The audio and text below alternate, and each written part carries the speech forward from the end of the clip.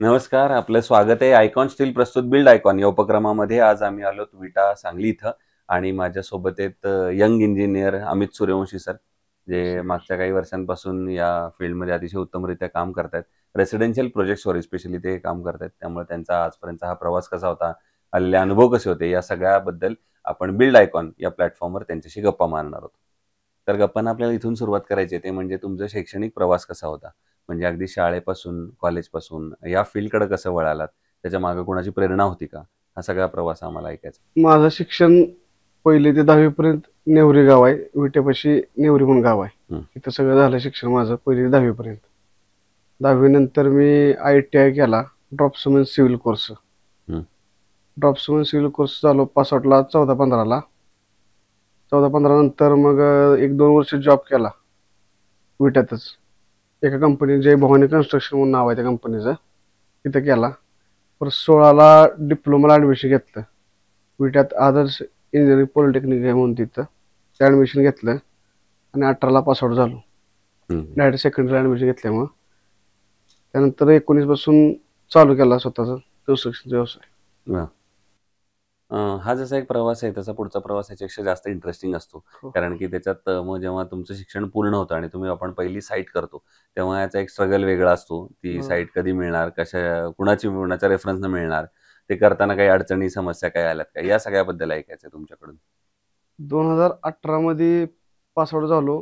19ला आम्ही स्वतःचं कन्स्ट्रक्शन चालू केलं. हं, हं. SR बिल्डकॉन नावानं चालू केलं. त्यानंतर पहिली अडचण अशी झाली की आम्ही चालू केलं हं. आणि लॉकडाऊन पडला. अरे!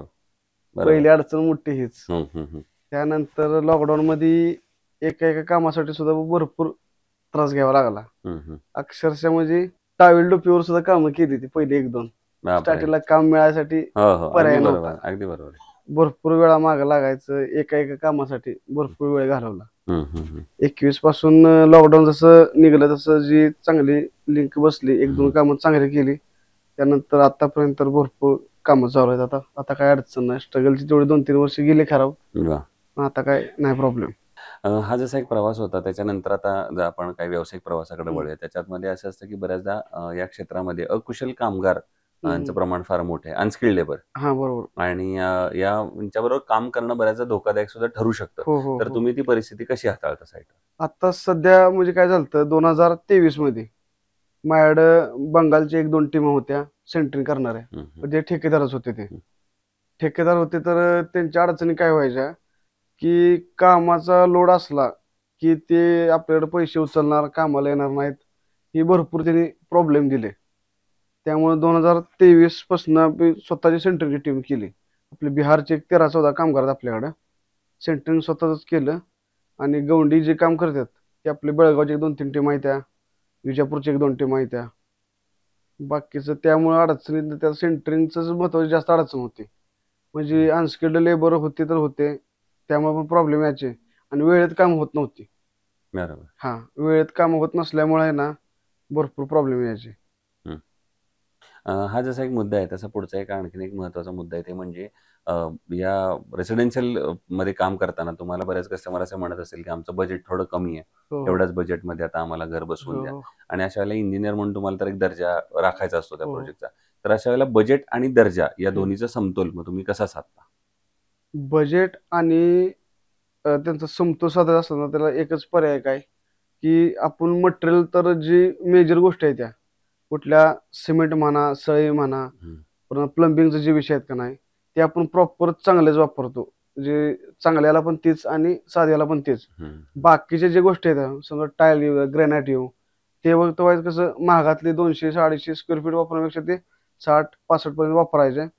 ज्या गोष्टी परत आपण चेंज करू शकतो, ते आपण बेसिक लेव्हलला केलं आणि बाकीच्या गोष्टी आहेत प्लंबिंग म्हणा, RCC काम आहे, सळईचं काम असू द्या, सिमेंट अल्ट्राटेकचं वापरतो, ते आपण प्रॉपरच वापरतो. बरं. हां, जसं आता हा तुम्ही मुद्द्यावर सांगितलंत, की ते हां, बजेट आणि याचा कसा हां, समतोल साधायचा. हां. तसा आणखीन एक तुमच्याकडनं विचार हवा आहे, ते म्हणजे सांगली जिल्ह्याचा जर एक सर्वांगीण विकास असं जरी हं, आपण एक डोळ्यासमोर आणलं, तर एक हं. इंजिनिअर म्हणून, एक तरुण म्हणून तुमचं विकासाचं व्हिजन काय आहे? असं तुम्हाला वाटतं? कुठल्या क्षेत्रांवर आता काम झालं पाहिजे? कुठल्या सेक्टरवर काम झालं पाहिजे असं तुम्हाला वाटतं? सांगलीत आता फक्त आता आमच्या इथल्या पोरासनी जर जॉब करायचं म्हटलं, तर जॉब करायचं म्हटलं तर डायरेक्ट पुण्याला, मुंबईला हं. बाहेरच पडायला लागतंय. जर IT पार्क वगैरे जर सांगलीत वगैरे झाले किंवा मोठमोठ्या कंपन्या जर आल्या तर चांगलं होईल. एखादं एअरपोर्ट वगैरे चांगलं झालं तर हं, सुद्धा हं. चांगल्या गोष्टी चांगलं होईल. होतील. बरोबर. हे फार महत्त्वाचे तुम्ही मुद्दे सांगितलेत, की हं. एअरपोर्टचा मुद्दा असेल किंवा काही कंपन्यांचा असतील. हं. तर मग अशा वेळेला सरकारनं काय पावलं उचलावी असं तुम्हाला वाटतं? सरकारनं कसं आहे, जे आता बाहेर ज्या कंपन्या जातात आपल्या महाराष्ट्राच्या बाहेरच्या कंपन्या जातात. काय टॅक्समुळे असो, कशामुळे हं, पण असो, कुठल्या गोष्टी जात असतील, हं.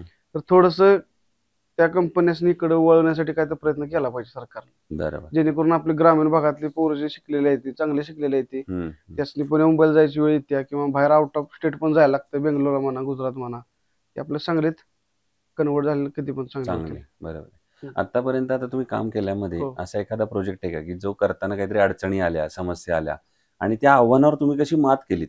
असा एखादा प्रसंग आठवतोय का? अडचण म्हणजे जास्त म्हणण्यापेक्षा 2022च्याच टप्प्यात आली. एक बाहोनीचं काम होतं. बाहोनी गाव आहे इथं. हं, खानापूर तालुक्यातलंच आहे. तिथं अडचण काय व्हायची, स्टार्टपासून एंडपर्यंत त्या अडचणच अडचण त्या कामावर. फाउंडेशन पाडलं की पावसाळा होता. हं, फाउंडेशनमध्ये पाणी साठायचं. त्यातनं कसं तरी हे करून बाहेर काढून त्यात PCC फुटिंग केलं. त्यातनं बाहेर आलं की कुठं लेबरनं थोडासा त्रास दिला. हं. परत पावसामुळे काम अडकायचं. असं त्या साईटवर भरपूर प्रॉब्लेम झाला. पण ती केली फायनल आपण साईट. बरोबर आहे. आणि दुसरं कन्स्ट्रक्शनमध्ये जेव्हा स्टील निवडायची वेळ येते, हां. तेव्हा तुम्ही काय पॅरामीटर्स बघता किंवा काय गुणवैशिष्ट्य बघता आणि मग ठरवता, की हे स्टील चांगलं आहे म्हणून? बाकीचं मी आपलं बिझनेस स्टार्ट केल्यापासून आयकॉन स्टील सोडून कुठलं मी वापरलेलंच नाही. वाह! हां. आपला स्टार्ट टू आत्तापर्यंत आयकॉन सोडून आपण कुठलं वापरलं. आपलं इथनं 30-35 किलोमीटरवर जायचं जरी असलं, हं. तर आपलं इथनं जातं स्टील. वाह! हां. आणि आयकॉन कसं आता कडेगावमध्ये पण आहेत. बरोबर. तिकडं गेलं तासगावमध्ये आहेत. हं, इकडं हं. मैनीत वगैरे आहेत. त्यामुळं आयकॉनशिवाय वापरलं आयकॉनच त्यामुळे कधी वापरतो. गरज पडली नाही कुठलं चेक करायला आणि आयकॉनचं मध्ये DS टेक्नॉलॉजी वगैरे असल्यामुळं ते ती वापरता कस्टमरला आलं. पण आवडत गेलं ती. बरोबर आहे. आणि शेवटचा प्रश्न म्हणजे या हं. क्षेत्रात आता जे तुमच्यासारखे तरुण इंजिनिअर्स येत आहेत, हां. तर त्यांना तुम्ही एक मित्र म्हणून, सीनियर म्हणून काय हं. सल्ला द्याल या क्षेत्रात येण्यापूर्वी? ह्या क्षेत्रात याचं एकच सांगू शकतो, की कसं आहे, काम मिळवण्यासाठी हं, माणूस धडपडतो. त्यामुळे तो स्टार्टला कमी रेटमध्ये काम घेतो. हं, कमी रेटमध्ये काम घेतल्यामुळे तो स्टार्टिंगलाच अडचणीत जातो. हं. मग तसं न करता क्वालिटी मेंटेन करत त्यानं ते काम घ्यावं, चांगल्या रेटने घ्यावं आणि ते काम पूर्ण करावं, हं. एवढीच अपेक्षा. बाकी अपेक्षा आहे. लो बजेटला म्हणजे लो रेटनं काम करू नये त्यानं. हं, हं, हं. केलं तर त्यालाच अडचणी येतात. बरोबर. हां. तर हे होते इंजिनिअर अमित सूर्यवंशी सर आणि त्यांनी सांगितलं त्याप्रमाणे आपण जर एखादं लो बजेट मधलं म्हणजे ज्यांची क्षमता नाही अशा लोकांसाठी तुम्ही काम घ्या. पण तुमचा स्वतःचा जो कन्स्ट्रक्शनचा दर्जा आहे तो तुम्ही खालावू देऊ नका. हां. कारण त्याच्यातनं त्याचं घर बनणार आहे त्याच्यासुद्धा त्या घराला तो भविष्यात धोका होऊ शकतो आणि हो, त्यामुळं हो. अन्य मार्केटला सुद्धा फार मोठा धोका हो, होऊ हो. शकतो. पुन्हा एकदा आपले मनापासून आभार आणि भविष्यात सुद्धा अशाच आयकॉनिक प्रोजेक्टची निर्मिती आपल्या हातून व्हावी याच आयकॉन स्टीलतर्फे मनःपूर्वक शुभेच्छा.